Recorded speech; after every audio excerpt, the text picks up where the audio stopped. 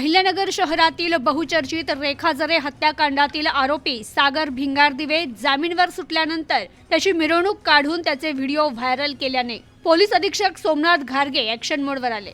रेखा जरे हत्याकांड प्रकरणातील आरोपी सागर भिंगारदिवे यानं त्याचा जामीन झाल्यानंतर अहिल्यानगर जिल्हा कारागृह वर्ग 2 मधून बाहेर आल्यानंतर कारागृहाच्या बाहेरच फटाके फोडून बेकायदा जमाव जमवून 4 चाकी वाहनं आणि दुचाकी वाहनं यांसह शहरातून रॅली काढत समाजातील लोकांवर दहशत निर्माण करण्याहेतू शहरातून मिरवणूक काढत असलेला ऑडिओ आणि व्हिडिओ सोशल मीडियावर व्हायरल झाला। संबंधित व्हिडिओ पोलीस अधीक्षक अहिल्यानगर यांनी पाहिल्यानंतर या प्रकरणाचं गांभीर्य लक्षात घेत तात्काळ आरोपी आणि त्यांचे साथीदार यांच्यावर कठोर कारवाई करण्याचे आदेश कोतवाली पोलिसांना दिले।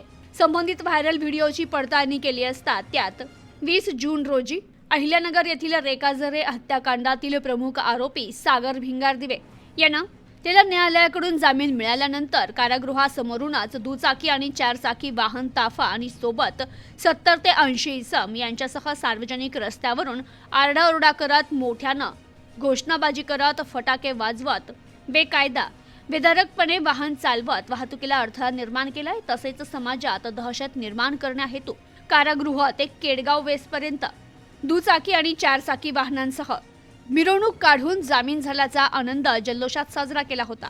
या घटनेवरून कोतवाली पोलीस स्टेशनला पोलीस कॉन्स्टेबल अनुप झाडबुके यांच्या फिर्यादीवरून सागर भिंगारदिवे आणि त्याचे इतर 70 ते 80 अनोळखी साथीदार यांच्या विरुद्ध गुन्हा दाखल करण्यात आलाय।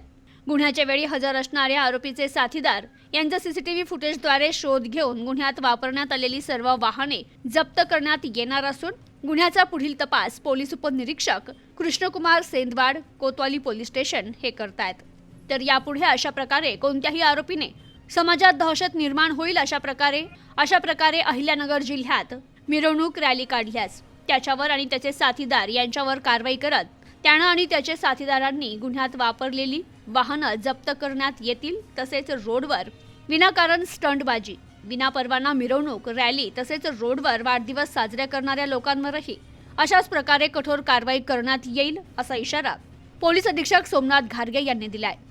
Bureau report news today 24 Ahilyanagar.